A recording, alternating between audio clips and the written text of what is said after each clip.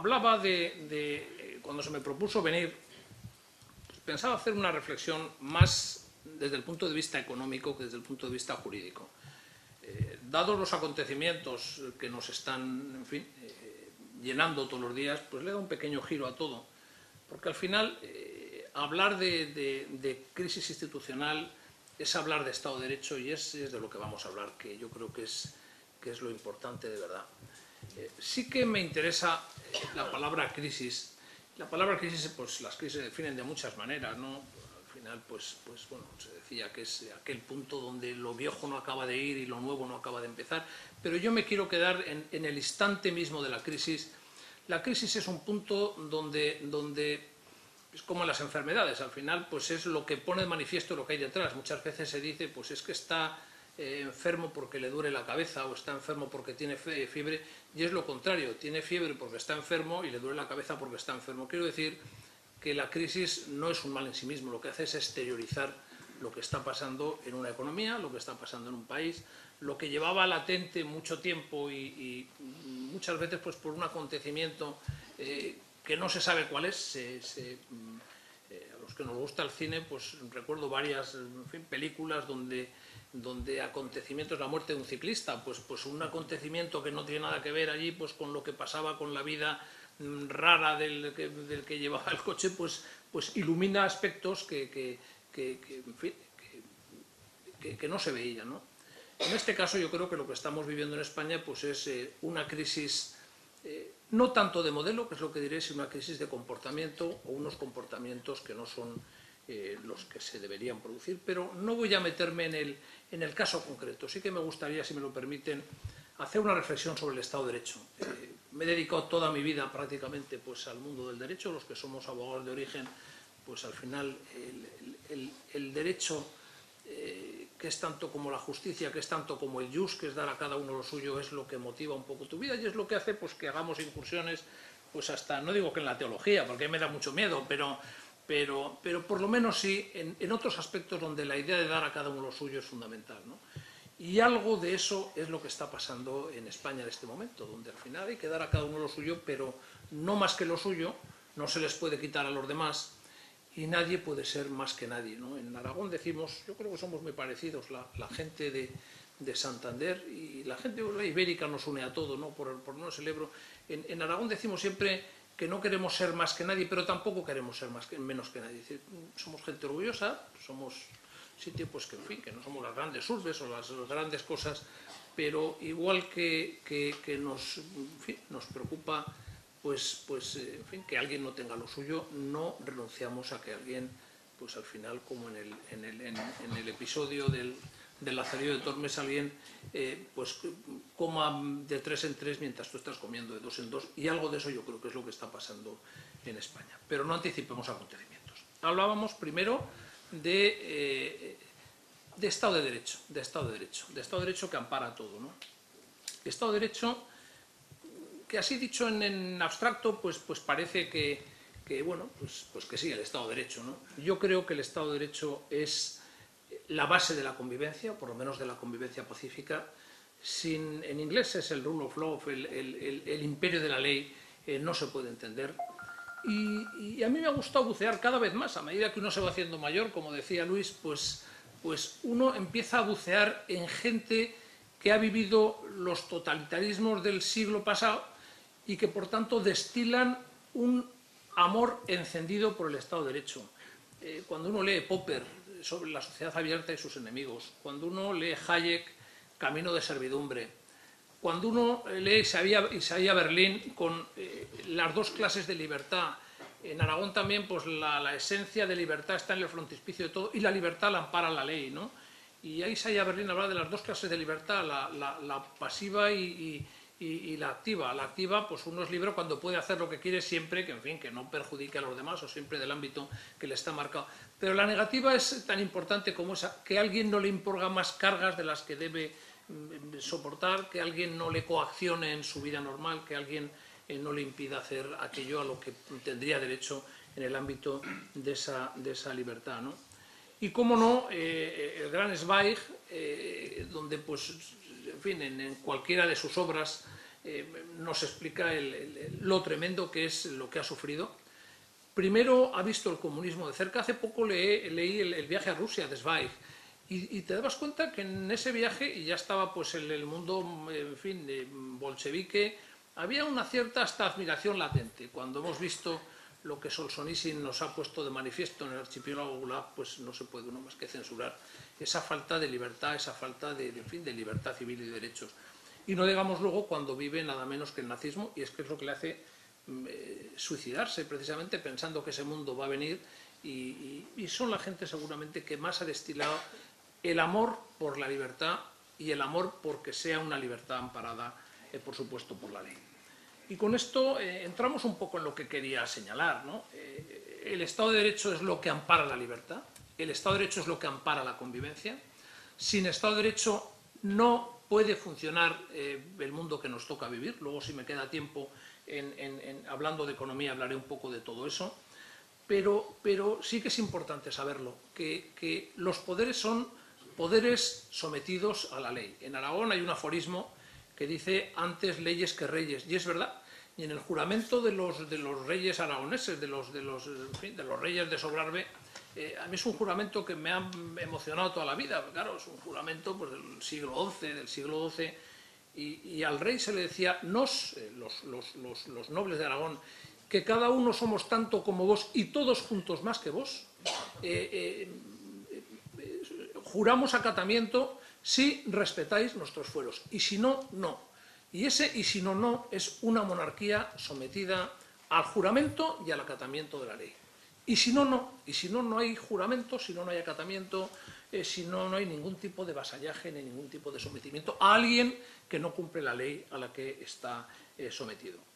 En Castilla hay otro aforismo que me gusta mucho también, sufrirás la ley como la hiciste. Al final, el legislador, el rey puede dictar las normas que estime por conveniente, pero tiene obligación de acatarlas. Y algo de esto es un poco lo que quiero ir viendo poco a poco. Hace poco en la Academia de Jurisprudencia hubo una ponencia de Lorenzo Martín Retortillo, una ponencia sobre la Constitución del 78. Él fue legislador del 78 en el Senado, es buen amigo y es un gran jurista, y hablando de la Constitución del 78, donde todo el mundo la quiere cambiar, decía algo que yo lo tenía pensado intuitivamente, pero cuando alguien, pues en fin, inteligente y que sabe más que tú, te lo ilumina, pues yo decía, muchas veces el problema de la ley no es tanto un problema de la ley, si las leyes no en fin, luego hablaremos también un poco de eso, pueden no estar demasiado bien diseñadas, pueden no ser perfectas, pero muchas veces el problema es el vaciamiento del cumplimiento de la ley, lo que hace que quieras cambiar algo que no está mal.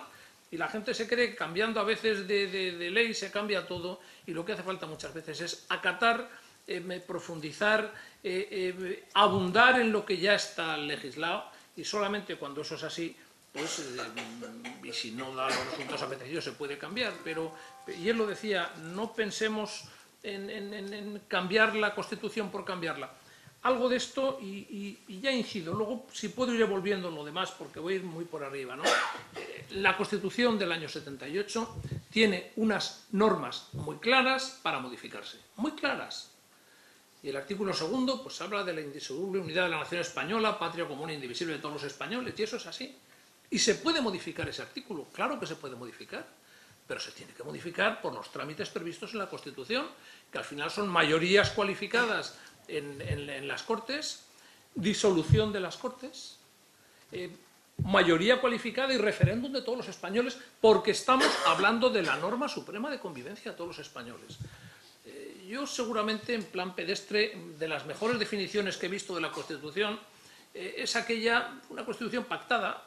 Yo creo en los pactos. En Aragón, ya hablo pues mucho de Aragón, quizá por el origen, en la sucesión de Martín el Humano, donde ya en fin, se estaba matando gente.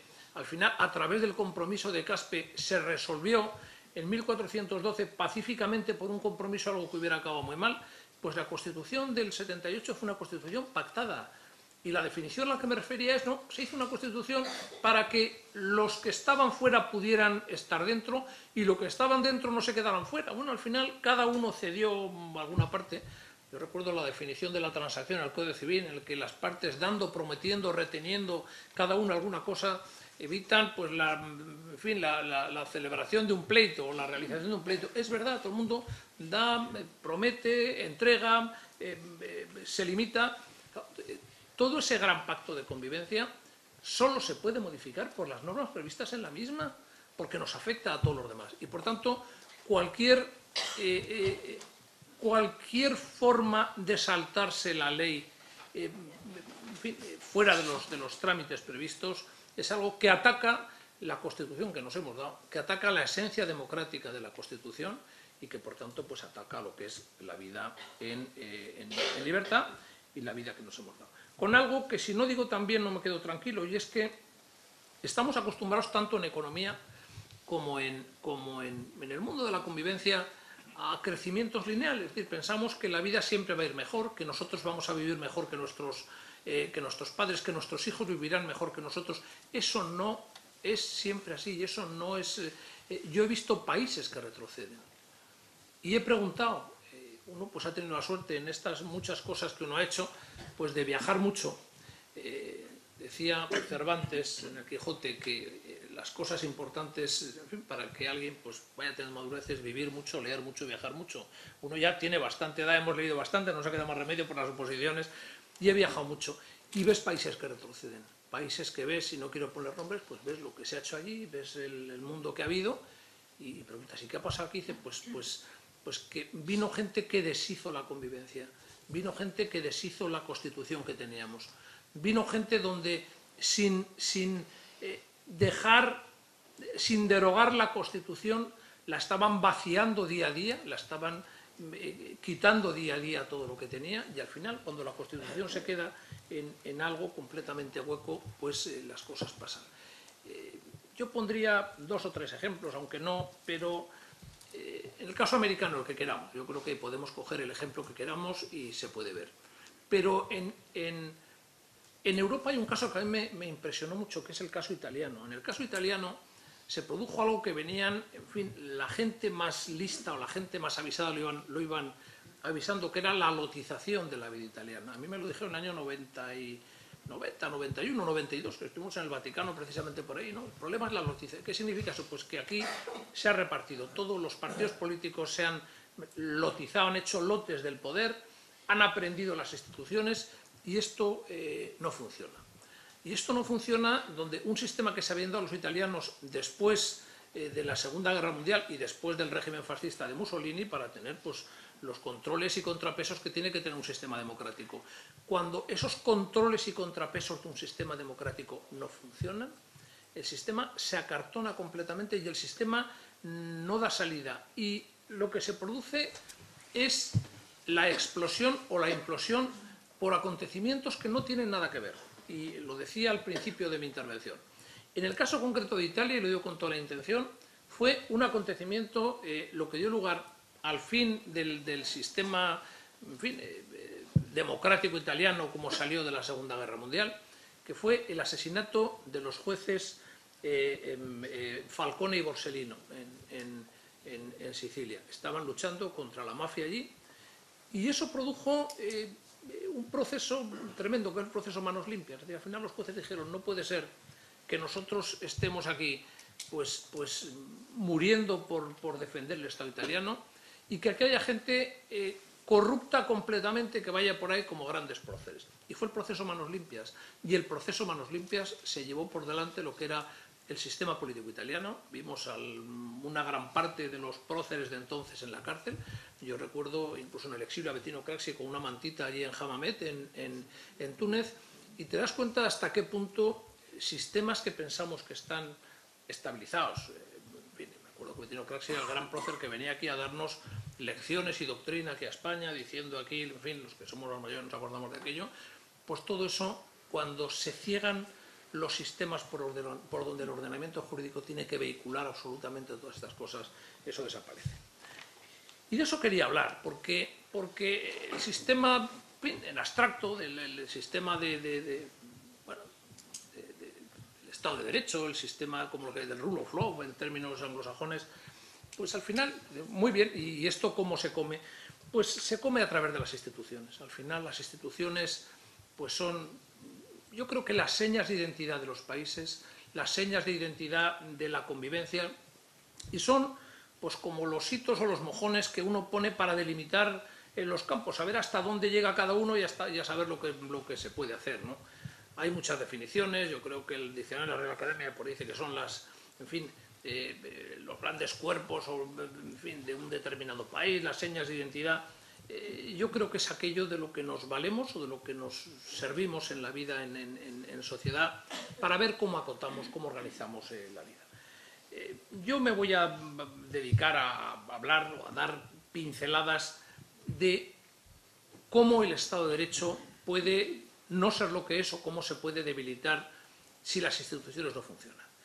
En el mundo anglosajón, que a mí cada vez me gusta más, el mundo anglosajón tiene dos ideas centrales de convivencia. Uno, ya lo he dicho, checks and balances, controles y contrapesos. No puede haber nadie suelto por el mundo. Al final, en fin, como decimos aquí, el ojo del amo engorda al caballo, o, en fin, o el miedo guarda la viña. Al final, alguien tiene que estar controlando lo que hace alguien, ¿no? Y por tanto, la idea de la división de poderes, la idea de un parlamento y de una opinión pública, luego lo haré también, decía el presidente Jefferson que él podría vivir en un mundo sin partidos políticos, pero no sin prensa libre, y lo digo aquí en esta casa con el aula de cultura del diario Montañés, y yo también lo creo. Al final, sin esos controles y contrapesos, la democracia se desvirtúa, el Estado de Derecho no funciona. Y hay otra idea central, que es la idea transparency y accountability. Transparencia, saber lo que hace cada uno, como decía antes en el caso del ciego, que no veía, no había transparencia, pero intuía que si él comía de 2 en 2 y el otro no protestaba, es que estaba comiendo de 3 en 3. Y por tanto, saber qué es lo que come cada uno, y accountability y responsabilidad. En función de lo que cada uno haga, en función de lo que veamos que hace cada uno, pues inmediatamente lo que tiene que haber es responsabilidad para lo bueno y absolutamente para lo malo. ¿Cómo funciona todo esto? Pues primero yo pondría en el frontispicio, en fin, la fábrica de leyes. Decía, yo creo que era el presidente Kohl, que hay dos cosas que no se deben ver: cómo se hacen las salchichas y cómo se elaboran las leyes. Y seguramente tiene razón. En fin, aquí tenemos a Ana, que es parlamentaria, y algo de eso es verdad. Pero sí que hay que tener mucho cuidado con las legislaciones que se hacen. Primero, el Parlamento tiene que ser caja de resonancia de la sociedad. El Parlamento tiene que ser el lugar donde se debata, donde se ponga de manifiesto lo que pasa y donde haya, pues, los debates adecuados para ver cómo se está gestionando la sociedad y el contrapoder necesario para el Poder Ejecutivo. En nuestro país, desde luego, nacen para la idea del Parlamento, el inicio del Parlamento, justo para que cuando los reyes pedían dinero, al final se tenían que reunir el Parlamento para ver si lo daban o no, y al final, por la vía del control económico, se estaba controlando lo que hacían los monarcas con lo más serio que hay, que es el dinero del contribuyente, que cuando uno se lo da tiene que saber absolutamente para lo que es, ¿no? Yo aquí señalaría 2 o 3 cosas, tampoco quiero perder demasiado tiempo con esto, ¿no? Primero, que la buena regulación es necesaria. Bueno, pues es verdad. Pues en un libro que hicimos en FAES, Víctor Pérez Díaz, el gran sociólogo, lo dirigió, hablando de la crisis económica, de la crisis de los mercados financieros que todavía estamos viviendo en Estados Unidos, decía que seguramente la base es una mala regulación. Hasta ahí bien. Dice, sí, pero los que han empezado a estudiar han visto una correlación entre mala regulación de los mercados financieros y financiación de los partidos políticos. Yo cuando leí aquello me pareció también, pues, un poco como el relámpago que ilumina. Bueno, pues en fin, aquí pensamos que hay algún despistado que regula mal y resulta que si a un señor le están financiando su partido político, pues ya está regulando en determinado sentido, ¿no? Pues la regulación es fundamental. Y no me resisto, lo traigo aquí porque lo leí el otro día, adelanto también algo de lo que diré un poco, pero aquí estamos todos los tratadistas, están todo el día pues pensando en bueno, pues cómo se incumple la ley, cómo no sé qué. Apareció hace poco un trabajo de 3 señores americanos, Robert McKay, Stephen Levitsky y Lucan Amadway, que señalan problemas de bueno, pues de los mundos civilizados, ¿cómo se puede deshacer? Hablan de los Estados Unidos de Trump. Y no me resisto a leer 2 párrafos de lo que hablan peligros de funcionamiento de Estados, que bueno, pues en general está todo bien. Dice, el primer tipo de abuso consiste en politizar las instituciones estatales y desplegarlas contra la oposición. Los estados modernos poseen una variedad de instituciones que pueden investigar y castigar las malas conductas por parte de funcionarios públicos o ciudadanos privados, tribunales, fiscales, comités parlamentarios, etc. Así como los cuerpos de policía, de inspectores fiscales, servicios de inteligencia y agencias regulatorias. Dado que estos órganos están diseñados para servir de árbitros neutrales, presentan un reto y una oportunidad para aquellos que pueden convertirse en autoritarios. Hablabas, Luis, de las noches en vela con la OPA. Es verdad que más de una. Pero lo que más me dolió es que hay 5 funcionarios lo digo, sé que a ellos les molestan, pero es que es así, del CNI condenados por sentencia firme por espiarme. Entonces, claro, que señores que están para proteger un Estado, en vez de para proteger un Estado, están vigilando a ver qué le sacan a un señor porque no se atiene a lo que quiere el gobierno, pues hombre, ese tipo de cosas hay que tener mucho cuidado con ellas. Nunca presumo de esto, pero como viene a cuento lo cuento, ¿no? Y la otra de las cosas que dicen es la segunda forma en la que elegidos autócratas pueden inclinar el campo de juego es mediante la neutralización de partes clave de la sociedad civil. Pocas autocracias contemporáneas buscan eliminar la oposición directamente. Más bien intentan cooptar, silenciar o maniatar a los grupos que pueden movilizarla, medios de comunicación, líderes empresariales, sindicatos, asociaciones religiosas, etc. La ruta más fácil es la cooptación. Así, la mayoría de los gobiernos autoritarios, habla de gobiernos autoritarios y habla de Estados Unidos, o sea que no son sospechosos de que sea un país raro, ofrecen regalos o sobornos directos a los principales medios de comunicación, líderes de negocios y figuras religiosas. Los medios de comunicación amistosos obtienen acceso privilegiado. Los líderes empresariales favorecidos obtienen concesiones rentables o contratos gubernamentales. Para manejar a aquellos que se resisten, los autócratas utilizan las instituciones politizadas. Bueno, podría seguir mucho más, pero yo creo que esto es muy importante. La sociedad tiene que ser vigilante, la sociedad pues tiene que estar encima de lo que pasa y la transparencia es fundamental para saber al final en qué tipo coge cada uno.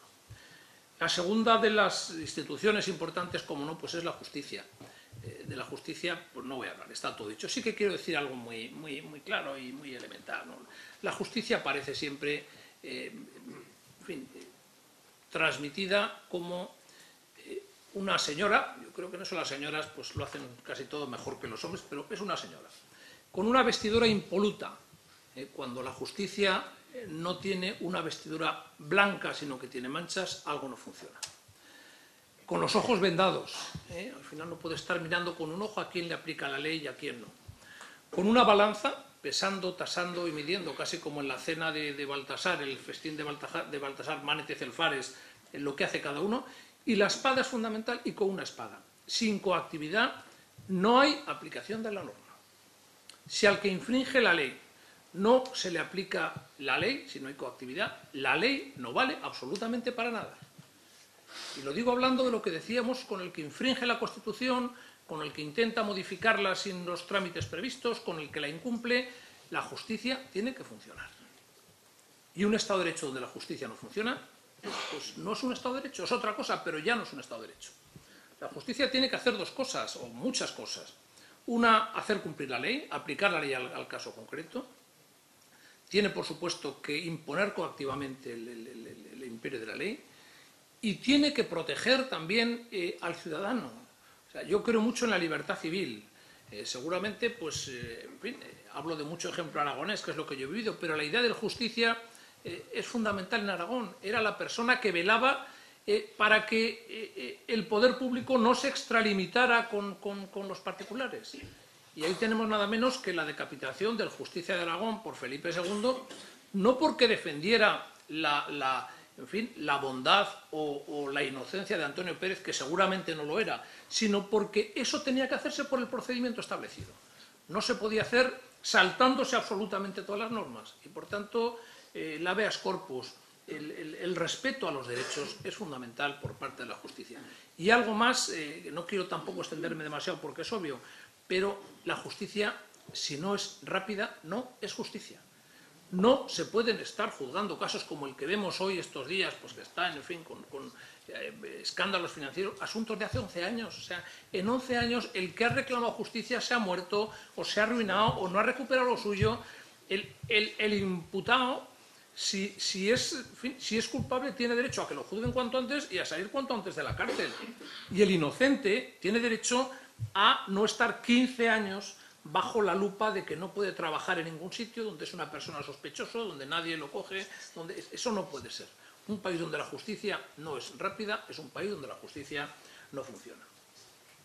Seguramente el mayor problema de todos el funcionamiento de las instituciones es justo de la administración, del gobierno, que es el que tiene que administrar los asuntos comunes.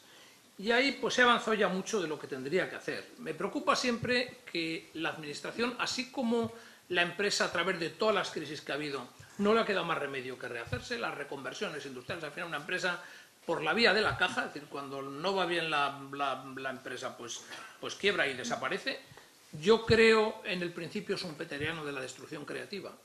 Y lo que dice Schumpeter, y es verdad, es que eso se pone de manifiesto en las crisis. Cuando viene una crisis, que es donde se pone en tensión lo que está pasando allí, el que lo hace mal se va porque lo ha hecho mal y para dejar hueco al que lo ha hecho bien. Ahora, si cuando viene la crisis, como ha pasado muchas veces, al que lo hace mal le seguimos dando dinero público, pues primero lo seguirá haciendo mal con dinero público y encima no dejará hueco al que lo hace bien, al que encima no le damos dinero público para que compita con el que lo ha hecho mal. Lo cual no tiene absolutamente ningún sentido. Y ese tipo de cosas tienen que estar, yo creo que absolutamente muy claras en lo que es, en fin, el funcionamiento y lo que tiene que ser absolutamente todo. La Administración no ha tenido esas crisis y, por tanto, no se ha puesto al día en todo lo que ha pasado. Y volvemos a algo que decía al principio, dice, no, es que esto no funciona bien porque es que hay déficit público. No, hay déficit público porque no funciona bien. Igual que la empresa dice, no, es que esta empresa va mal porque no gana dinero. No gana dinero porque funciona mal, porque lo está haciendo mal. Y la propia existencia de déficit público, pues se ve que alguien está gastando más de lo que debe, o ha hecho mal los presupuestos, o gasta lo que no tiene. En fin, hay un desajuste que hay que eliminar. Y como la administración no se transforme en una administración del futuro, como la administración no esté, en vez de pensando en los cuerpos, en no sé qué, en que a mí me quitan, a mí me ponen, en fin, yo estoy en algunos sitios pues, donde hay presupuesto público y lo digo, es decir, que me preocupa que centros que tenían que ser centros de excelencia, centros que tenían que ser caja de resonancia de la sociedad, pues la única obsesión es qué dinero me dan para ver a quién meto en mi sitio o a ver a quién pongo en mi no sé qué. Me parece muy bien, o sea, eso primum vivere de inde filosofari, pero hombre, con toda una crisis que es una crisis moral y ética. Y digo moral y ética, moral viene de mores, de las costumbres, de las malas costumbres, y ética de lo mismo, de etos, del comportamiento, de malos comportamientos. Hombre, algo tendrían que decir esos grandes cuerpos y esos grandes popes, en vez de pedir a ver si meto a 3 más en mi sitio, a ver si meto a no sé qué. O sea, todo el problema es que me den más a mí y el resto, pues mire usted que lo solucionen como sea, ¿no? En ese aspecto, la administración se tiene que modernizar, es la pieza que falta por modernizarse. En mis tiempos, en la vieja ley de régimen jurídico y en la ley de procedimiento decía que la administración actuará con celeridad y eficacia. Bueno, pues ni economía, ni celeridad, ni eficacia. O sea, la administración, el vuelva usted mañana del Arra de primeros del siglo XIX, sigue vigente. Y así no se puede funcionar. Así no se puede funcionar. No se puede funcionar. No es que toda la administración funcione mal, o sea, que hay de todo, ¿no? A mí me maravilla parte de la administración, como por ejemplo pues la renovación del carnet de conducir, que uno va no sé dónde, le hacen los análisis, le miran lo que sea, lo manda y le devuelven en 2 días un carnet. Hombre, eso habría que aplicarlo a todos los demás, y a ti ya para cualquier construcción, cualquier cosa, el Colegio de Arquitectos te certifica que eso está bien, el registro de la propiedad te dice que el solar es tuyo y que se puede hacer no sé qué, pues mire usted, no me tenga 4 años completos y con no sé qué, porque además la sospecha es grande, cuando encima pues ahí se está jugando mucho dinero, pues alguien que está reteniendo cosas, pues mire usted, pues algo no funciona absolutamente, ¿no? Solo diré que me preocupa la arbitrariedad en el funcionamiento de la Administración. La arbitrariedad, pues al final, dice, yo creo que el diccionario de la Real Academia, que es obrar no con arreglo a la justicia. Bueno, pues puede uno no obrar con arreglo a la justicia. El siguiente punto que ya nos preocupa a los juristas es la utilización de potestades administrativas para fines distintos de los señalados por el ordenamiento jurídico. Eso se llama desviación de poder y ya es ilegal. Bueno, y lo tercero, pues ya es la corrupción, que es que alguien se lo lleve en vez de ese lauris acrefames de los romanos, y bueno, y eso es lo que no puede absolutamente pasar. Sí que hay algo que quiero añadir en este punto. Es muy importante, y esto me lo va dando ya la experiencia de los años, tanto en el mundo público como en el mundo privado. Es muy importante, en fin, ser cada vez más radicales, y cuando digo más radicales, ir a la raíz, y la raíz es la causa del negocio, aunque ahora los civilistas dicen que la causa no existe, eso no lo dicen en la academia, yo no me lo creo. O sea, la causa es fundamental, saber para qué funciona una institución. Y algo que he visto en el caso Enron, y algo que he visto en la crisis de las cajas, que las he vivido en primera fila, y algo que he visto en las crisis de mucha sociedad mercantil, que es lo mismo, la causa del negocio es el objeto social. ¿Usted para qué está? O sea, una caja no estaba para ser un banco de negocios, no estaba para especular, estaba para captar ahorro y para dar créditos, no estaba para otras cosas. Y al final, ¿una institución para qué está? Pues mire, usted está para controlar el medio ambiente, no está ni para poner tasas, ni para chinchar al vecino. La inspección de Hacienda no está para perseguir gente. En fin, hay un tipo de cosas que parecen evidentes, pero que resulta que no lo son. Y por tanto, digo usted, ¿este para qué está? O sea, la esencia del negocio, ¿cuál es? Pues la esencia del negocio es recaudar. Pues a recaudar, déjese de historias.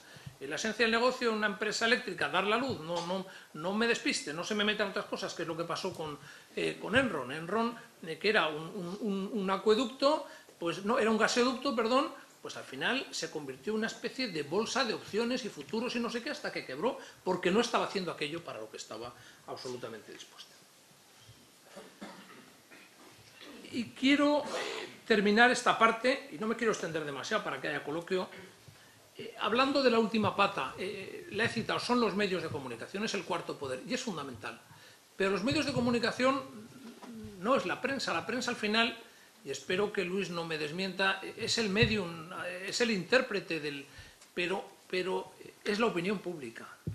Y es la opinión pública activa, es la opinión pública vigilante, es la opinión pública que necesita unos medios de comunicación que le interpreten todo aquello que uno ya no puede leer todos los días en las redes y en los miles de sitios, y que le ponga el acento en lo que a alguien le interesa. Yo muchas veces he dicho, en fin, se dice siempre por la gente de la prensa, que la prensa es la ventana a la realidad. Yo digo que es, pero sobre todo es un espejo, donde uno se tiene que reconocer todas las mañanas, con tus principios, con tus valores y con aquello que interpreta la sociedad. Manuel Ángel seguramente nos puede dar muchísimas más clases a Luis y a mí de todo, pero creo, Manuel Ángel, que un medio de comunicación es un espejo, donde alguien quiere ver reflejada la imagen que tiene de sí mismo y de su sociedad en los hechos que están pasando. Y los medios de comunicación le tienen que interpretar qué es lo que está pasando.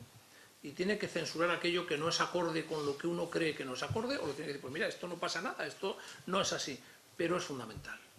Y es fundamental también otra cosa que me preocupa, y es la impunidad en las redes y la impunidad en los medios de comunicación. Hay dos delitos que no se aplican nunca. A mí me ha pasado también. O sea, a mí hubo un conocido político de un partido que no era el mío, que dijo que yo financiaba al PP, y era falso. Le puse una demanda de protección de derecho al honor.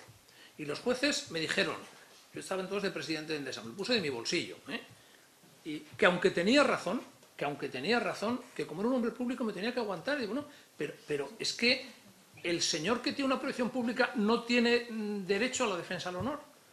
Fui por lo más light, que es protección del derecho al honor.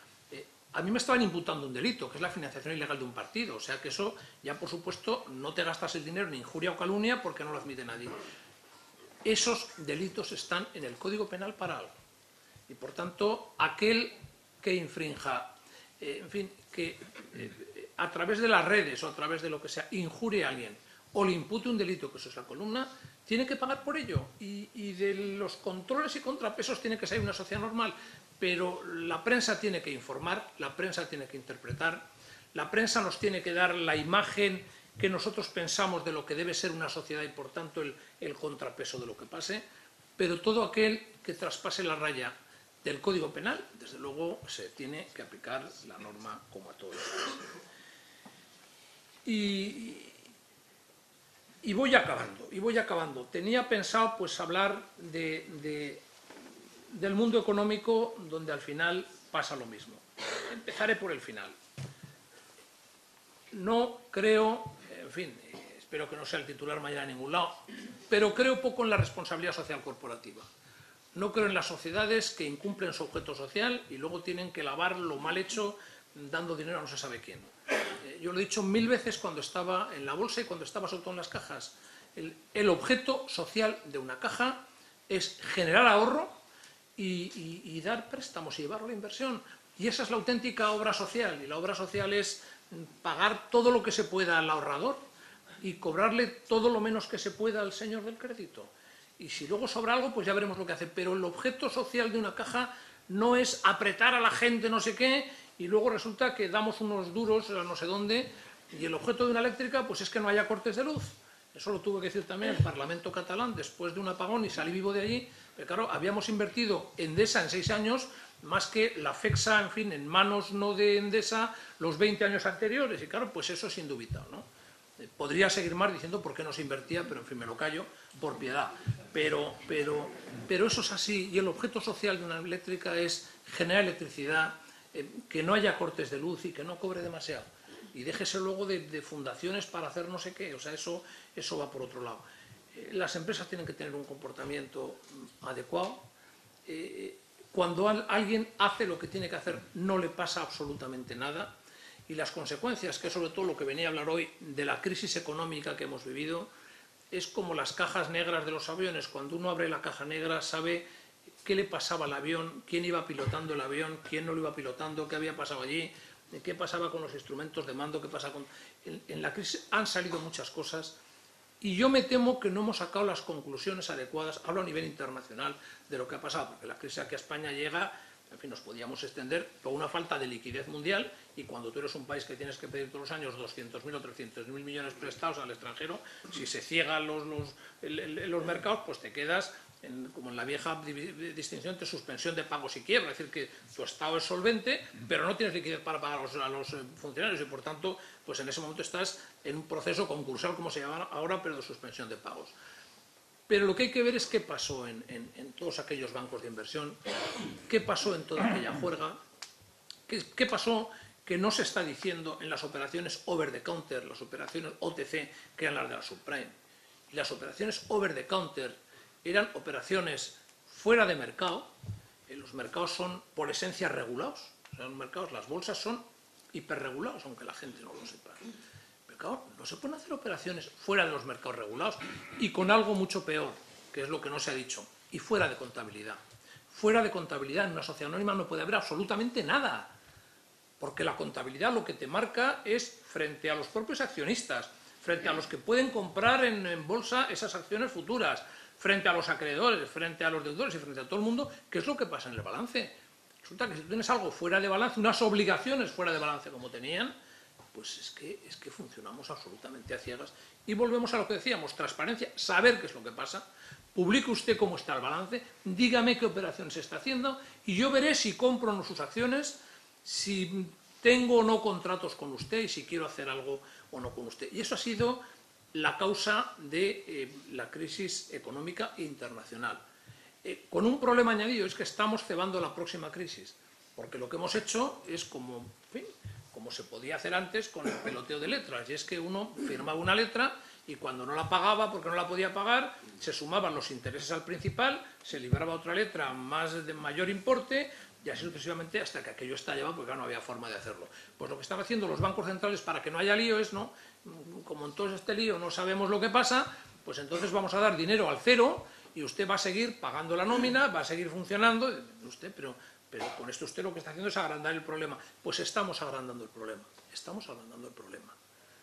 Y si seguimos así, y si los bancos no favorecen cuestiones que parecen nimias, como es el ahorro, es que la gente se cree que el dinero se hace con una maquinita.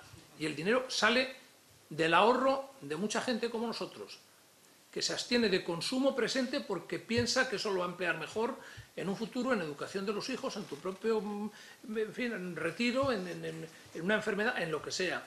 Cuando la gente no ahorra, no hay crédito, o no hay crédito. Y si el crédito, o no puede dar crédito, si el crédito sale de que los bancos centrales están dando dinero al 0%, estamos cebando absolutamente la nueva crisis que llegará, pues, como diría Machado, cual torna la cigüeña al campanario. Y ya, pues acabo aquí porque no me quiero extender demasiado. Sí que quiero animar en una casa como esta, en Ateneo, lo ponía hace poco, han hecho el honor de firmar en el libro, de honor y valga la redundancia, y decía que espero que el Ateneo sea conciencia crítica de una sociedad tan necesitada de valores, lo creo en ello. La sociedad tiene que ser vigilante. La sociedad no se puede quejar si no ha estado vigilando lo que hacían sus gobernantes, sus empresarios. Yo lo he dicho en las crisis de las sociedades, que cuando alguien, hablo incluso de acreedores, cuando quebraba una sociedad de valores, no, es que era un banco, es que a mí me han engañado, es que no sé qué. ¿Y a usted cuánto le daban de tipo de interés? No, me daban el 8, digo, ¿no? Las letras estaban al 4, usted no pudo sospechar que cuando le daban el doble ahí no pasaba nada. Hombre, es que la autoridad no ha vigilado. Bueno, el primero que tiene que vigilar es aquel que lleva su dinero donde seguramente no debe. El accionista tiene que ir a la Junta General y votar a favor o en contra si le han bajado el dividendo o le han subido las comisiones o le ha pasado absolutamente lo que sea. Y ahí está también la corrupción, es decir, que si alguien al final pues ha conseguido que, en fin, que le compren sus productos a cambio de no sé qué, pues esa empresa luego no irá bien y por tanto todo eso tiene que hacerse, en fin, digamos como Dios manda. Y con esto acabo. Decía, en una frase que a mí me gusta mucho, del Fernando el Católico de Gracián, que los ricos hombres de Aragón eran el espejo donde se miraba su rey. Yo creo que los ciudadanos son el espejo en el que se tienen que mirar los gobernantes, pero también los gobernantes tienen que ser, en un principio de ejemplaridad, el espejo donde se miren los ciudadanos. Y cuando eso es así, yo creo que las cosas funcionan. Muchas gracias.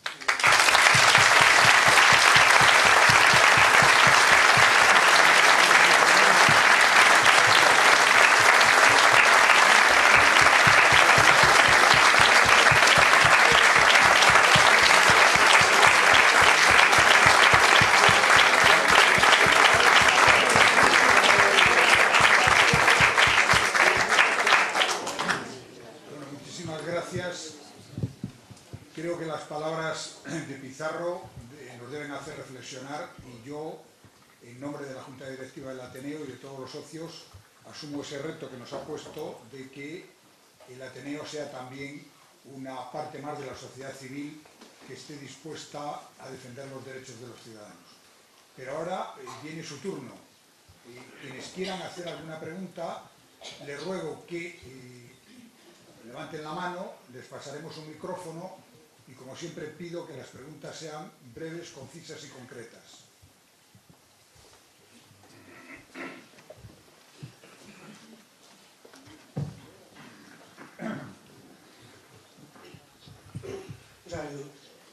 Habla usted muy claro. Si todas las cosas que se hicieran como usted dice, viviríamos muchísimo mejor. Pero yo voy a una cuestión. Usted fue dirigente de Caja de Ahorros. Yo fui trabajador de Caja Cantabria 35 años y 9 años consejero de control, antes de la politización. La pregunta mía es precisamente, yo creo que las cajas de ahorros han muerto de éxito. Era fabuloso hasta que se politizaron. ¿Por qué se politizaron? ¿Por qué nos hemos cargado ese invento estupendo que necesitaba la sociedad actual, que tiene muchas pegas económicas?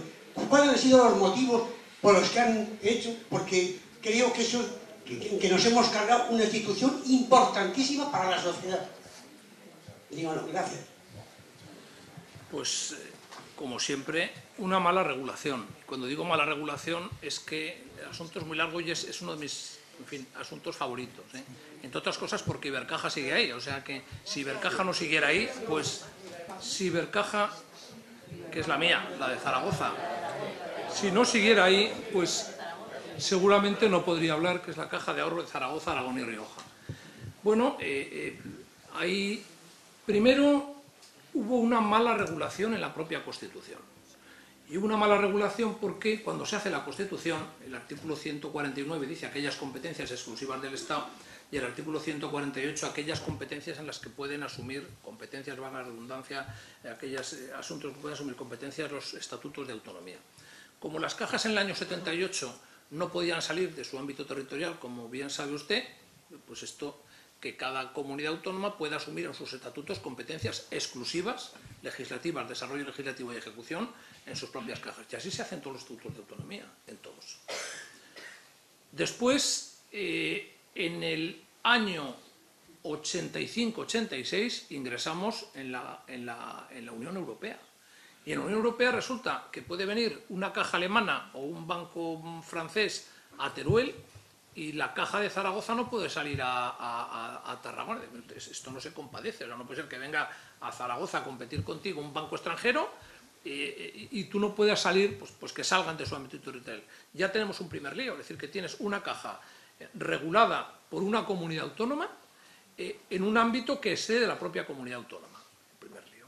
Y luego el gobierno de aquel entonces, hablo del año 88, dictó una ley que era la LORCA, donde se suprimía el gobierno corporativo tradicional de las cajas, en el que yo creo, es decir, que cuando una económica de amigos del país, como es en el caso nuestro, crea una caja, pues el que crea una caja tiene derecho a regirla como tenga por conveniente, porque lo ha puesto, es como el señor que crea una fundación para ayudar a discapacitados o a lo que sea, pues mire usted, pues yo pongo mi dinero y hago lo que sea. Eso se rompe y se introducen a gente que no tenía nada que ver con la esencia de la caja. He hablado del objeto social antes, con toda la intención, es decir, que al final uno crea una institución que es una caja para un asunto concreto, que es, en el caso de las cajas, la gente se cree que para fomentar el ahorro. Las cajas nacen para algo muy importante, que es para luchar contra la usura. Y el usurero es un señor, la gente se cree, cuando uno lee la ley de Azcárate de 23 de julio del año 8 de préstamos usurarios, el artículo 1 es préstamo usurario, aquel que se pide un préstamo. No. El usurero, como está bien definido, es en el Mercader de Venecia. Sylock lo que quiere es la libra de carne, no quiere que le devuelvan su dinero, quiere la libra de carne. El usurero lo que quiere es que un anillo que ha empeñado por 10 y que vale 100, a ver si no le pagan los 10 y se queda con el anillo que vale 100. Y por tanto aparecen los montes de piedad para decir, usted, vamos a tasar las cosas por lo que valen y vamos a empezar a dar un crédito con garantía pignoraticia de todo lo que pasa. Y para eso luego hace falta una caja de ahorros. Esa es la esencia de una caja de ahorros. Y ya tienes un banco, es decir, si captas ahorro, el pasivo, y das créditos, monte de piedad, ya está el banco.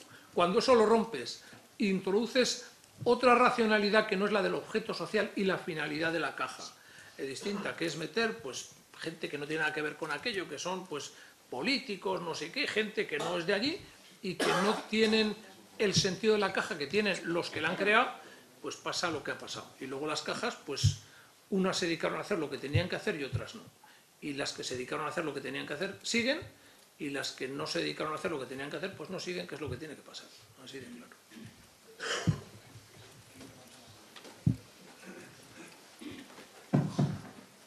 Es un comentario muy, no sé si es muy tonto o muy retórico, pero personas como usted, algo de este país, ¿dónde está?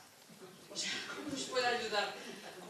¿Cómo siendo tan clarividente y tan honrado y tan perfecto? O sea, sí, es verdad, este país va a hundir. Yo he estado en política, o sea que a mí me pidieron, dejé todo, pasé a ganar muchísimo menos de lo que ganaba. No digo que lo hagas para que te lo agradecen, pero ni agradecido ni pagado. Y al final, pues un día, en fin, pensé que podía hacer más cosas fuera y me fui fuera otra vez. No volví a ninguna de las cosas que tenía antes, para que no haya duda. O sea, ni reingresé como notario, que es lo que soy, que es lo que somos los viejos agentes de bolsa, ni ingresé como abogado del Estado, ni volví a Telefónica, ni volví a la bolsa. Me volví a abrir, estuve 6 meses en casa hasta que me empezaron a salir cosas y ya está. Y no me arrepiento de haber servido a mi país, pero hay gente que no pinta nada ahí. O sea, hay gente que no pinta nada ahí pues porque no pinta nada, sin más. O sea, que no, y me trataron muy bien. O sea, que cuando me despedí, ¿estás mal? Digo, no, pues sí me han tratado muy bien, pero a uno le pueden los nervios. Es decir, que a uno, pues por donde he pasado, yo cogí la Bolsa de Madrid en pérdidas y siendo la 8ª o 9ª europea, no me pongo medallas y nos pusimos a trabajar como fieras y al final la dejamos la 4ª europea y pasando muchos días a la 3ª, que era París, cogí una cajita del noreste de España, pues que estaba en Aragón y en La Rioja, y hoy es la quinta o sexta entidad financiera de España, lo que he hecho yo, lo que han hecho mis sucesores y lo que han hecho mucha gente, pero ahí está. Endesa la cogía a 8 euros y la deja a 44. Bueno, pues hay muchas cosas que hacer, la vida no se acaba en la política, pero estoy pues en el Comité Ético de Cáritas, estoy de presidente en la Universidad Autónoma de Madrid y algo procuras hacer allí. La mitad de mi tiempo es actividades non-profit, estamos en la Fundación Albarracín, ahora que se habla tanto de la España vacía, y estamos a 4 habitantes por kilómetro cuadrado, es decir, prácticamente peor que Laponia. Cuando montamos una pequeña fundación, Albarracín, pueblo de 1000 habitantes, tenía un solo hotel que había 3 meses al año.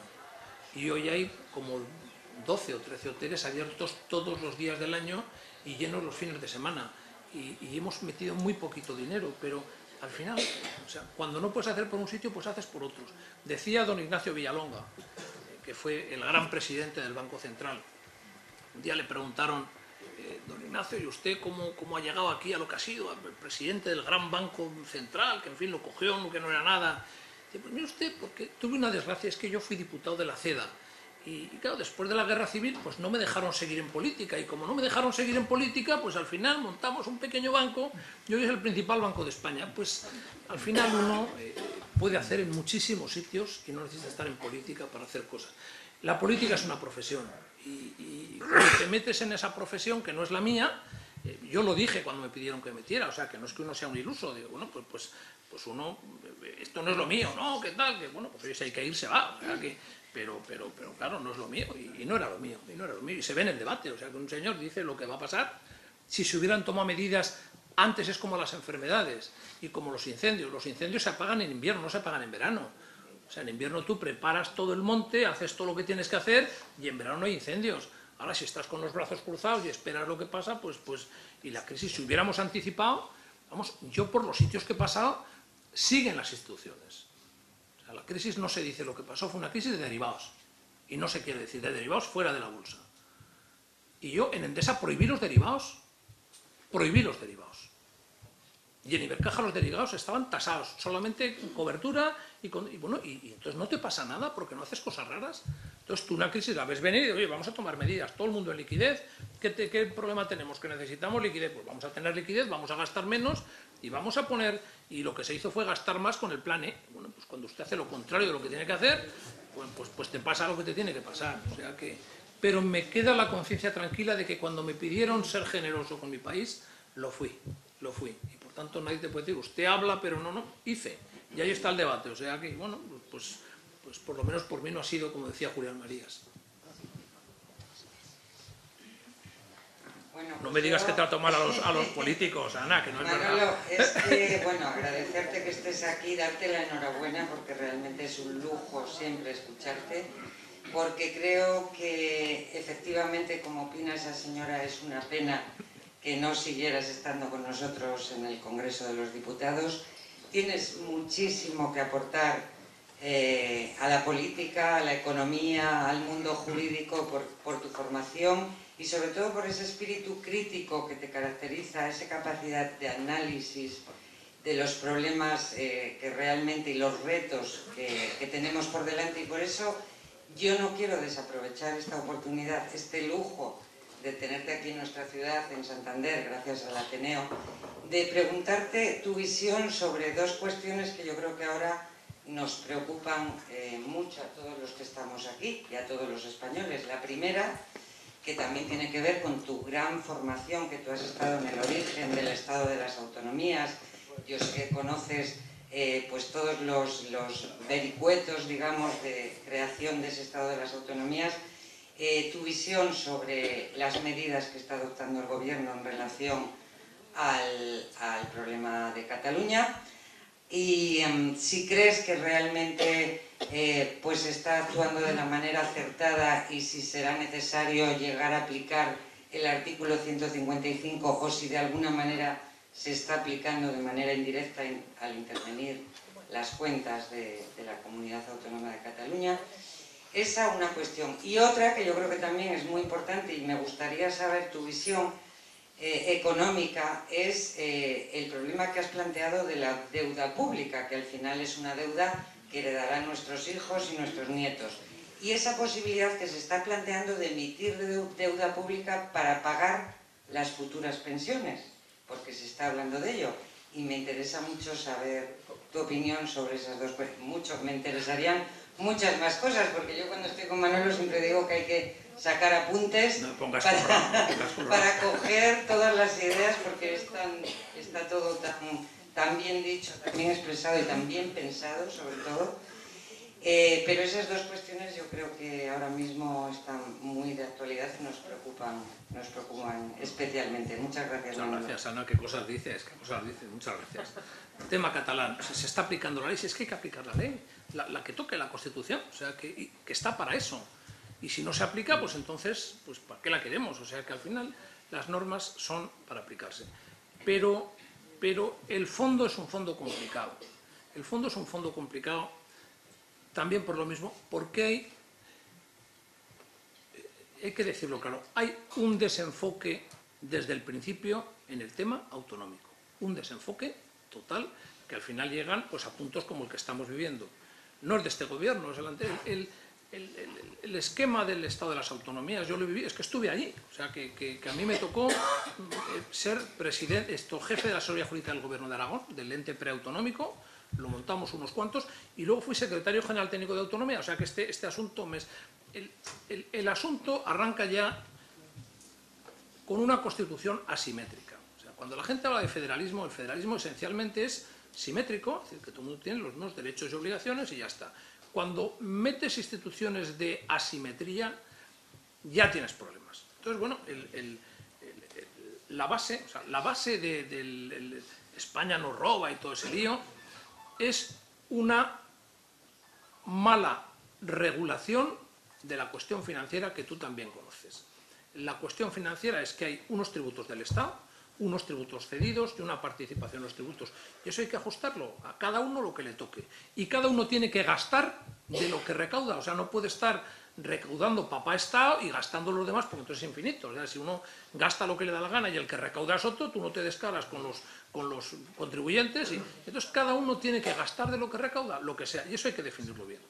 Y luego, para hacer contribución al que va mal, está el Fondo de Compensación Interterritorial, que está en la LOFCA y que no funciona como tal, que no funciona como nada.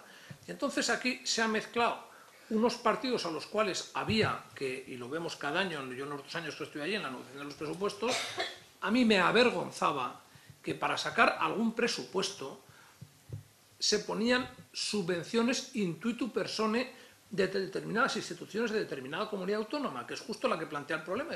Aragón no hay ninguna subvención a ningún organismo no, a ninguna fundación privada aragonesa y sí a alguna de otra comunidad. Esto no puede ser. Entonces, claro, aquí se ha desvirtuado para que nos vote no sé quién, le damos no sé cuántos, para que no me usted, aquí tiene sus ingresos, ponga usted los gastos que quiera y como se dice, o cañones o mantequilla, hacer lo que se gaste usted en embajadas, pues no se lo gasta en educación. Y lo que se gaste usted en tener 20 televisiones, pues no se lo gasta en lo que sea, en sanidad. Pero no me diga usted que se gasta lo que le da la gana y que además, aprovechando que tenemos que pagarle a usted no sé qué historia o que nos tiene que votar en no sé qué, le vamos a poner lo que usted quiera. Eso no puede ser. Y ese desajuste, pues ha llegado un momento en una crisis económica a que no hay para todos. Y entonces, lo más como decir, España nos roba, no usted no se ha descarado, por Dios, que es mentira. O sea, es que es mentira cochina. O sea, me acuerdo que fui una vez a Cataluña, hace 6 o 7 años, a dar una conferencia, y entonces, pues una señora, yo creo que bien intencionada, me dijo, bueno, ¿qué tal el viaje? Y pues estupendo, mire usted, la autopista desde Zaragoza aquí, una maravilla y tal. Y me dijo, hombre, pero una autopista de pago, ¿eh? Le dije, mire usted, en Teruel no las tenemos ni de pago. No me diga usted ni de pago. Y las que tiene usted de pago son con subvención del 99% de impuestos porque las he cotizado yo en bolsa. O sea, que lo hemos pagado con la exención del resto de los españoles para que usted la haga. Y entonces, claro, y si quiere seguimos con el Puerto Franco, y si quiere hablamos con la SEAT, y si quiere hablamos con todo lo demás, ya está bien. O sea, vamos a hacer las cuentas como Dios manda. Y cuando tengamos el estado de origen y aplicación de fondos, la trazabilidad, como se dice en términos alimentarios, dónde sale cada euro y dónde va, pues vamos a saber un poco con las cuentas claras de lo que estamos haciendo. Porque tengo la sensación de que muchos son también como el ciego del Lazarillo. O sea, que comen de 3 en 3 y encima protestan. Ya está bien, ya está bien. Y por tanto, se tenía que haber organizado una LOFCA, una Ley Orgánica de Financiación de las Comunidades Autónomas, como Dios manda.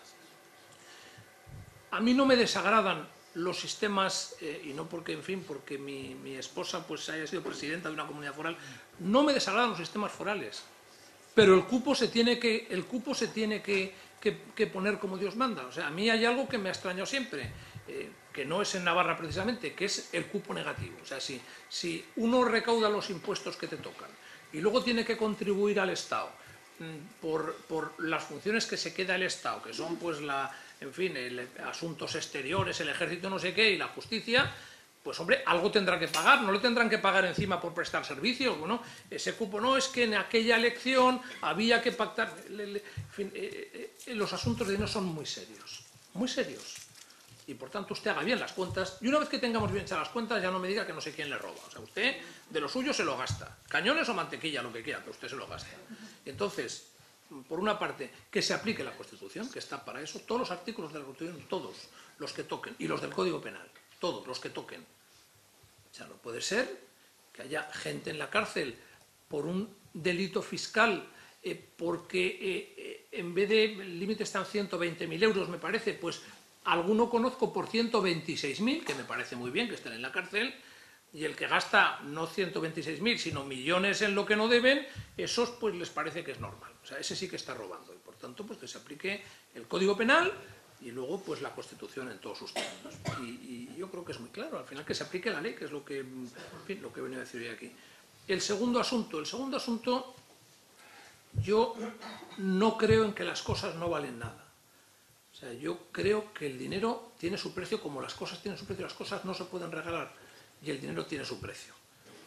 Esto de los bancos centrales, que lo empezó Bernanke con el célebre helicóptero de Bernanke, todo esto es que tiene su...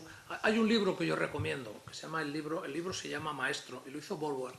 Borward es los de Borward y Bernstein, que eran los que hicieron todo el caso Watergate. Y luego hizo un libro que se llama Maestro, porque lo dedica a Greenspan. Es un libro elogioso, yo creo que en fin, es un panegírico de Greenspan, pero en la página 400 y pico hay un asunto que pasa desapercibido, que es el principio de la crisis, y no lo quiso ver nadie. Año 98, yo lo viví, que se llamaba el Long Term Capital Management. Es un fondo de cobertura, es un fondo de derivados, ya aparece otra vez la palabra derivados, que lo llevan no sé cuántos premios Nobel, y eso quiebra.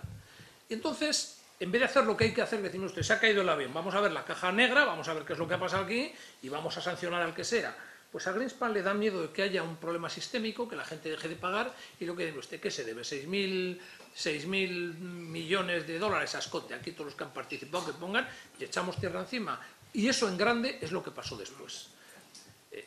Eso en grande, que es lo que pasó después, que es echar tierra encima, echar dinero encima, es lo que hizo Bernanke con la crisis. Que hay una crisis, que nadie se quede sin cobrar. Es verdad que es lo que hay que hacer, porque el que se quedaba sin cobrar éramos todos y cada uno de nosotros en nuestros bancos, o sea que se hubiera volatilizado todos los ahorros de todo el mundo. Había que hacerlo. Pero hombre, exija responsabilidad a los que lo han hecho. Ninguno de los banqueros de inversión americanos que quebró sus bancos, ya no digo, no es que no estén en la cárcel, es que no han devuelto el bonus. O sea, un banco no quiebra en un año, un banco está quebrado varios años antes porque los activos que tiene están dañados. Bueno, pues el bonus del año anterior no lo ha devuelto nadie. Bueno, pero usted, pero pues, si ese banco estaba quebrado el año anterior, por lo menos que devuelva lo que... Bueno, pues casi, en fin, un silogismo en Bárbara. O sea, que es así que el banco gana, del banco va bien, gana dinero que el otro cobre. Pues claro, entonces, pues aquí igual usted, el banco está mal, no da dividendo, pues devuelve usted el dinero. Pues no. Y entonces, pues eso es lo que no puede pasar. ¿Cómo lo están resolviendo? Pues mire usted, vamos a seguir tirando. Como los estados han dado dinero para todo tipo de cosas, pues que no dejen de pagar las deudas y les damos dinero al cero. Bueno, eso es pan para hoy, hambre para mañana. Estamos en el 100% del PIB. O sea, cuando empezó Zapatero estaba en el 40, Aznar venía del 70 y lo dejó en el 40. Zapatero, gracias a que había mucha recaudación, lo dejó en el 35 y estamos en el 100%. O sea, es una locura. Y ese 100%... en números redondos, o trazo grueso, en la media de tipos que hay por ahí, pues estaremos pagando el 1,5, porque 100.000... No, estamos pagando el 2, porque lo que estamos pagando son 20 y tantos mil millones, 26.000 millones, yo creo que no llega a 30.000 en tipos de interés. Claro, el día que suban un punto los tipos de interés, son pues 10.000 millones más, o sea, así de claro, o sea que, y por tanto, pues hombre, un poquito de... Y pensiones, pues en pensiones tenemos un problema grave y es que nadie lo quiere ver. El sistema de pensiones es un sistema que se está abriendo cada vez más la brecha. El sistema de pensiones nos cuesta 130.000 millones en números redondos, recaudamos 110.000 por las cuotas y hay 20.000 millones que pone el Estado todos los años. Eso sale del fondo de reserva y luego saldrá de deuda pública, si es que se va a pagar así. Entre otras cosas porque los que se jubilan con pensión alta, y los que pagan la pensión del que se jubila, que son en un sistema de reparto los que empiezan, pues sustituimos sueldos de 2.000 o 1.500 o 2.500 por sueldos de 800, con lo cual se recauda mucho menos. Y eso hay que hacérselo mirar y ver qué es lo que pasa. Y yo tengo siempre aplicado la máxima de que está todo inventado. O sea, ¿qué queremos? Buenas pensiones. Vamos a copiar los países donde sean las pensiones mejores y ya está, vamos a copiar. O sea, no hace falta, no nos devanemos la cabeza. Vamos a ver dónde hay mejores pensiones y lo copiamos.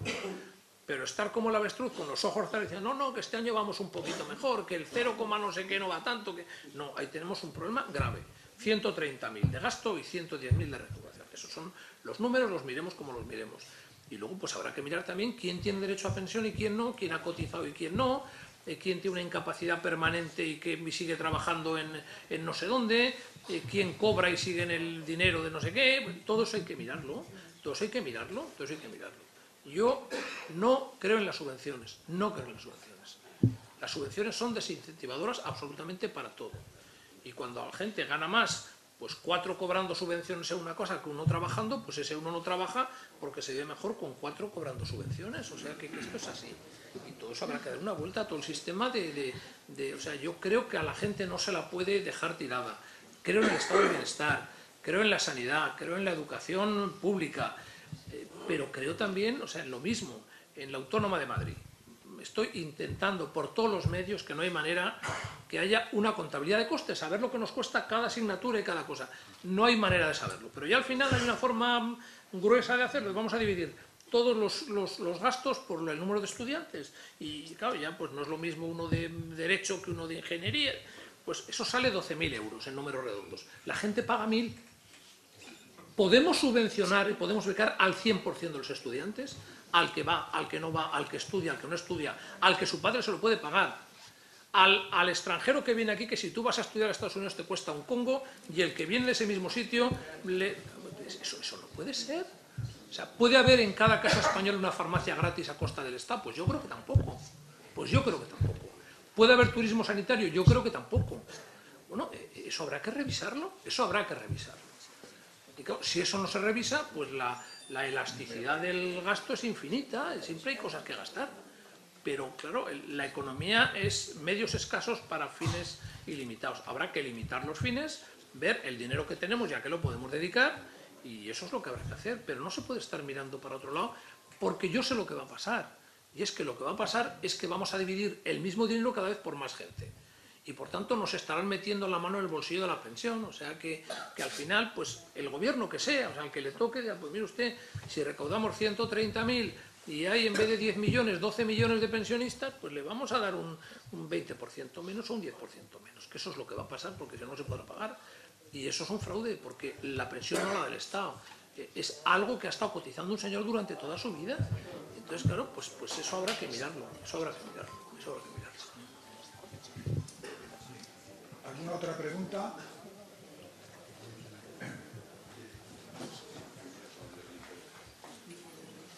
Sí, buenas tardes. He oído decir que el papel de la prensa, que nos dé, digamos, una información de acuerdo a lo que se espera de cada grupo. Entonces, se supone que cada grupo empresarial se debe a quien le paga. Y yo lo conecto con el problema educativo, que es que si se está adoctrinando en las escuelas y cada uno escucha lo que quiere escuchar en su medio, pues estamos formando una sociedad radicalizada. Yo parto de la base que tendría que enseñarse en las escuelas, que es lo que se hacía de antes, a pensar y a criticar y a discernir. Esa es mi opinión. Y digo esto porque en relación al problema catalán, esta mañana he estado viendo un par de biografías de dos independentistas consolidados y son sus padres no son catalanes. Entonces yo me creo que ahí hay un problema educativo. Si este problema no existía de independentismo hace unos años y ahora se ha agravado, y lo que pasa en el País Vasco, hay un problema de educación. Y a nivel nacional, si creamos y dejamos autonomías que se adoctrina a la gente, pues estamos perdiendo el tiempo. Es decir, yo prefiero una persona educada, con un espíritu crítico, que me lea y que me escuche un medio de comunicación del A y del opuesto, para que saque su propia conclusión y para que nadie le pueda dirigir y no le salga a la calle a hacer algo que no debería, en mi opinión. Perdón, y gracias por su comentario. No soy experto en cuestiones educativas, pero hay en las competencias que se transfirieron con carácter de exclusivo a las comunidades autónomas estuvo la educación. Como se ha transferido también la sanidad, y hay otro problema también bien grave, o sea que cuando uno va de una comunidad a otra resulta que porque la sanidad se supone que salía ni siquiera de los presupuestos del Estado, sino de las cuotas de la Seguridad Social. Ahora ya solo cubren pensiones, pero en principio el subsidio de desempleo, la sanidad y las pensiones salían del mismo sitio. Bueno, pues al final hay médicos que no pueden pasar de una comunidad a otra, hay enfermos que cuando están de vacaciones, habiendo pagado un Estado único, sus cuotas de la Seguridad Social no van con cartilla desplazados. Pues todos esos problemas los da un Estado complejo, como el que hemos creado. Y esa complejidad produce disfunciones como las que señala, las que no puedo estar más de acuerdo, ¿no? Pero cuando uno transfiere como competencia exclusiva la educación, pues pasan estas cosas. Lo que habrá que pensar es si la educación tiene que ser única en un país. A mí me impresionan países como el de los Estados Unidos, donde todas las mañanas en todas las escuelas los niños lo primero que hacen es saludar a la bandera de su propio país y cantar el himno americano, que se lo saben todos de memoria. Y bueno, y la bandera pues es algo que ha habido guerras civiles, como la guerra de secesión americana, y ha habido muchos problemas, pero al final es el símbolo de lo que es la permanencia de un país, de los principios y valores de un país, y eso es lo que hay que fomentar. Decía José Martí algo que a mí siempre me ha dado vueltas en la cabeza, que hay dos clases de hombres, los que aman y crean y los que odian y destruyen. Cuando se enseña el odio, al final se recogen estas cosas. Y enseñar odio es muy malo. Y hemos tenido gobernantes también que han dividido. Cuando uno es gobernante de media España contra la otra media, las cosas no funcionan. O sea, uno es presidente de todos los españoles, uno es presidente de todos los catalanes. Yo conocí personalmente a Tarradellas, y a Tarradellas le aplaudían en Teruel por la calle cuando iba por allí, porque era presidente de todos los ciudadanos de Cataluña, que eran todos los que viven y trabajan en Cataluña. Cuando uno segmenta la comunidad, divide entre catalanes buenos y malos, y entre gente buena y mala, y por tanto ya estigmatiza al otro, pues eso puede leer en El mundo de ayer a Stefan Zweig, qué es lo que hacían los nazis. Eso puede leer a Isaiah Berlin, que también venía del mismo sitio y también... O sea, cuando alguien busca enemigos con los que sublimar sus traumas, pues algo no funciona. Hay que tratar de unir, de construir y de mirar hacia adelante en vez de mirar hacia atrás o al de al lado, a ver qué es lo que le quitas o a ver qué me llevo, ¿no? Y eso pues lo hace la educación en gran parte, estoy de acuerdo. Buenas. Ha hablado usted antes de asimetría. Dentro de las muchas cosas que se perpetraron en el gobierno de Zapatero, en un claro intento de darle el poder a quien lleva mandando 200 años en España, que es la oligarquía catalana, pues quisieron darle toda la energía a los nacionalistas. Lo tiene. Iberdrola se llamaba antes Iberduero. ¿El Duero pasa por Bilbao? No, pero se llama, ahora la han cambiado Iberdrola. Le podrían haber puesto Ibergora Arcatasuna si querían. Y querían darle Endesa al nacionalismo catalán, que ya tiene gas natural. El poder de la izquierda era darle toda la energía que un país depende a los nacionalistas. Eso es un claro intento. Lo que pasa es que tuvieron la mala suerte de que tenían al general Pizarro y paró esa operación. Pero no todos tuvieron la misma suerte. Hay gente que pagará durante 30 años las perpetraciones de Zapatero. Si yo cojo a tres premios Nobel, al premio Nobel de Matemáticas, al premio Nobel de Física y al premio Nobel de Astronomía, y le digo, mira, esta ciudad es Madrid, la capital de España, Y esta es Lisboa, la capital de Portugal. Trázame un tren de Madrid a Lisboa sin hacer grandes aspavientos, una parábola. Y que no toque Extremadura, dirían los premios Nobel. Es imposible, tendrá que pasar por Badajoz, que está en la línea recta. Sin embargo, dos analfabetos funcionales y peligrosos, como son Pepiño Blanco y Rodríguez Zapatero, trazan un tren a Lisboa por Salamanca. ¿Y por qué por Salamanca? Lo dijo Pascual Maragall, presidente de la Generalitat. Dijo, a ver si para ir de Barcelona a Oporto voy a tener que pasar por Badajoz. El tren, el AVE, ellos quieren también cargarse a Madrid. Ellos quieren que el AVE sea, que haya un AVE Barcelona, por Valladolid, a Salamanca y cargarse a Madrid. El caso es que han hecho un AVE, pero claro, es que hay huellas. Perdón, por favor. Sí. ¿Podría concretar la pregunta? Sí. No, estamos hablando de la simetría de las regiones. No, pero la pregunta, por favor, he dicho al principio que rogaba que hubiera preguntas concretas, breves y concisas. Bien. Vale, pues la pregunta va por ahí. La pregunta, eso era un inciso para otra gran obra. La obra más importante de España es, la que cambiaría la historia de España, es la autovía Zaragoza, Huesca, Toulouse, Limoges, París, que es una recta. Esa se la paró la oligarquía catalana a Franco cuando por Canfranc quisieron hacerla. ¿Por qué nadie...? Perdóneme, mire, el Ateneo lo invita a usted a dar una conferencia cuando usted quiera. Pero por favor, concrete la pregunta.